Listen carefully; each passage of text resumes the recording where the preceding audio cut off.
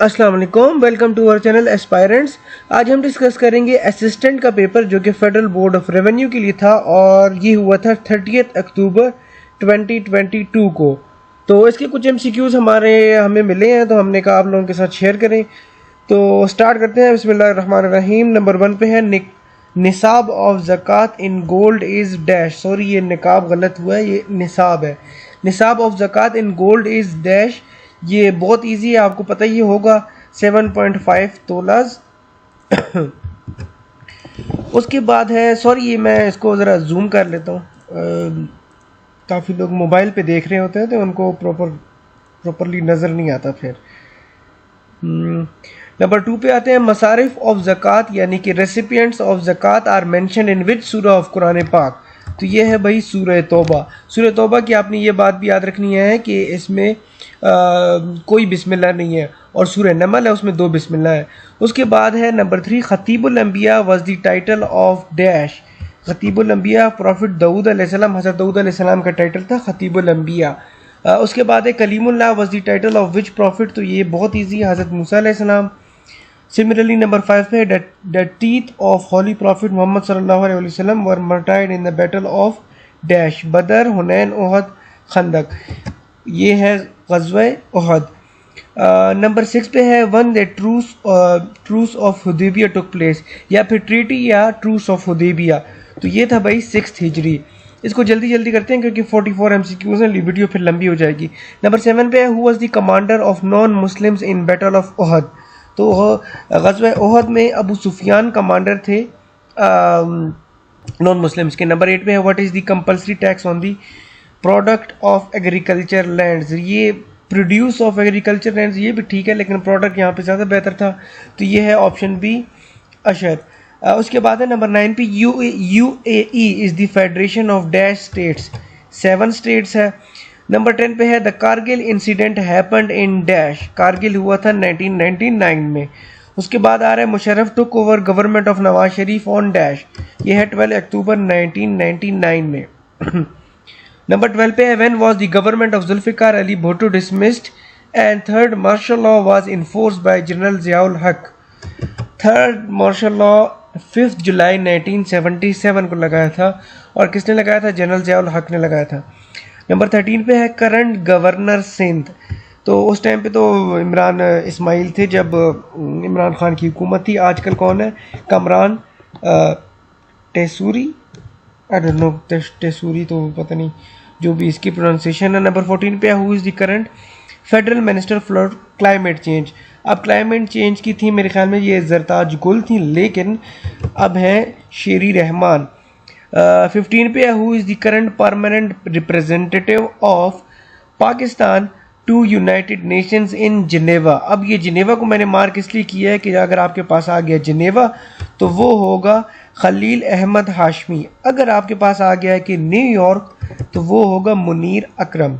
और ये मैंने पाक एमसीक्यूज़ में से लिया, मतलब जो एमसीक्यूज़ मुझे मिला था उसको मैंने सर्च किया, वो पाक एमसीक्यूज़ में मिला तो मैंने वहाँ से कॉपी किया।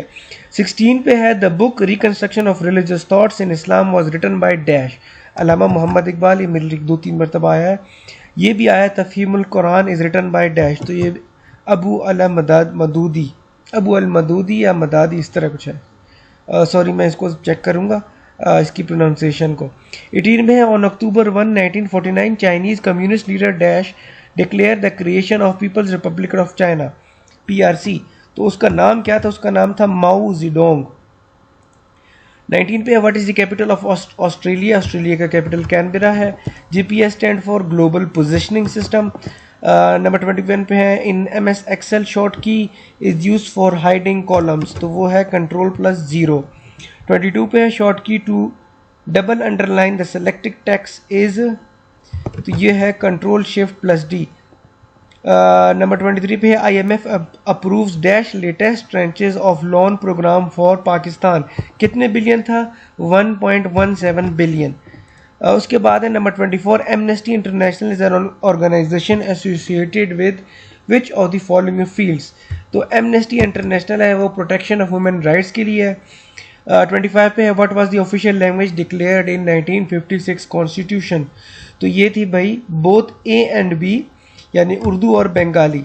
उस टाइम तो बांग्लादेश भी था हमारे साथ।